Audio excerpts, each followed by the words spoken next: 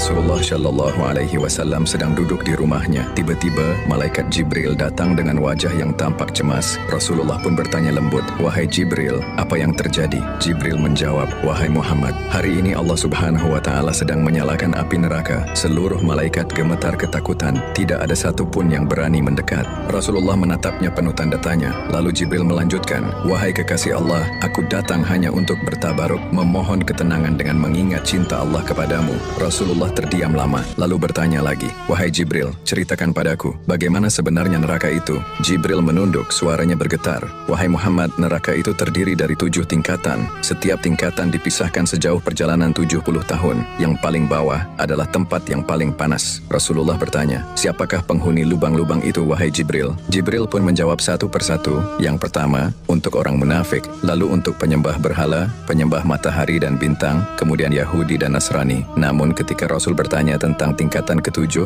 Jibril terdiam. Rasulullah mengulang pertanyaannya, tapi Jibril tetap tak sanggup menjawabnya. Hingga akhirnya, dengan suara lirih Jibril berkata, "Umatmu, wahai Muhammad, mereka yang berdosa besar, yang meninggal sebelum sempat bertaubat." Mendengar itu, Rasulullah langsung pingsan. Tubuhnya jatuh dalam pelukan Jibril. Air mata malaikat pun menetes ke bumi. Ketika beliau sadar, Rasulullah menangis terseduh bersujud. Beliau berdoa penuh harap, "Ummati, ya Rab, ummati." Beliau tidak mengangkat kepalanya selama 3 hari 3 malam, kecuali hanya untuk sholat ketika Bilal memanggil dengan azan. Sahabat Abu Bakar menyadari ada sesuatu yang terjadi pada diri Rasulullah. Kemudian beliau datang ke rumah Nabi dan mengetuk pintu dan salam. Namun tak ada jawaban dari dalam rumah. Abu Bakar berkata, "Adakah celah yang terbuka hingga aku bisa menjumpai engkau, wahai kekasih Allah?" Sahabat Umar melihat Abu Bakar menangis kemudian bertanya. Mendengar penjelasan Abu Bakar, Umar kemudian mencobanya. Namun lagi-lagi tidak ada jawaban. Kedua sahabat Nabi itu lalu menyuruh Salman Al-Farisi untuk mengabarkan kepada Fatimah Az-Zahra tentang kondisi ayahnya. Fatimah kemudian berlari dengan penuh kekhawatiran. Saat mendengar ketukan pintu dan suara Fatimah, akhirnya Rasulullah terbangun dan membuka pintu rumahnya. Dengan penuh kekhawatiran, Fatimah melihat ayahnya pucat dan kurus. Dengan tangis ia bertanya, "Wahai ayahku, apa yang membuatmu begini sedih?"